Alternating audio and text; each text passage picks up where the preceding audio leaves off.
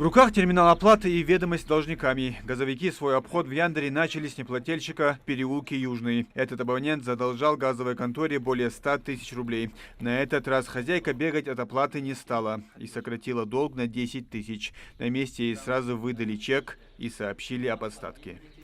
Вот все данные, кассиру от Мурзиева. Шималдарова там 10 тысяч оплаты.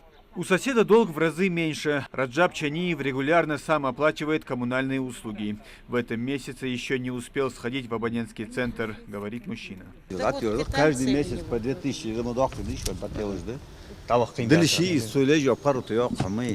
Около 300 тысяч рублей задолжал житель этого дома. Дауд Даурбеков сообщил, что абонентом является его отец. Дедушке около 100 лет, и ему полагается освобождение от уплаты услуг ЖКУ. Но несмотря на это, долг растет. Мужчине объяснили, как решить эту проблему.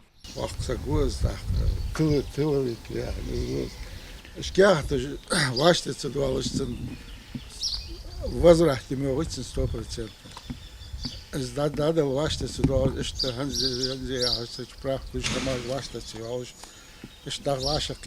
Министерство труда и социальной защиты живет в мягко.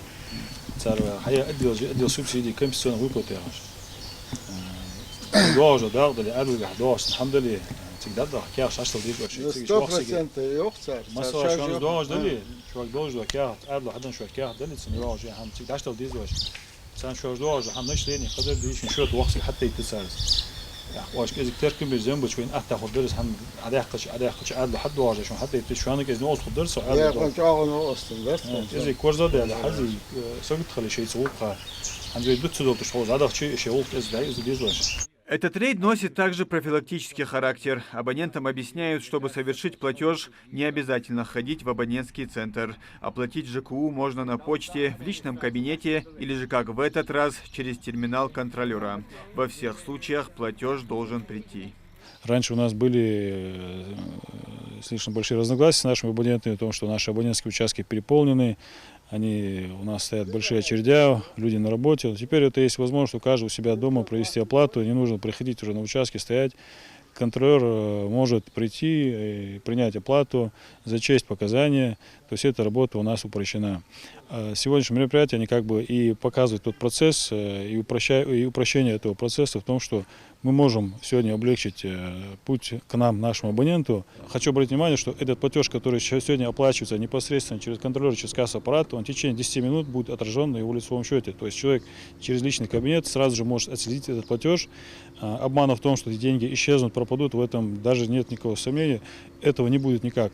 Большой разбаланс, незаконные подключения и нежелание оплачивать предоставляемые услуги. Вот основные причины, из-за которых Ингушетия задолжала миллиарды за газ. Работники сетевой компании напоминают, как оплата по счетам напрямую влияет на размер вложения в регион. Простыми словами, сегодняшние платежи – это наш вклад в новые линии газопровода, улучшение оказания услуг и другие субсидии для региона. Муслим Ганиев, Сулейман Костоев, Магаз 24.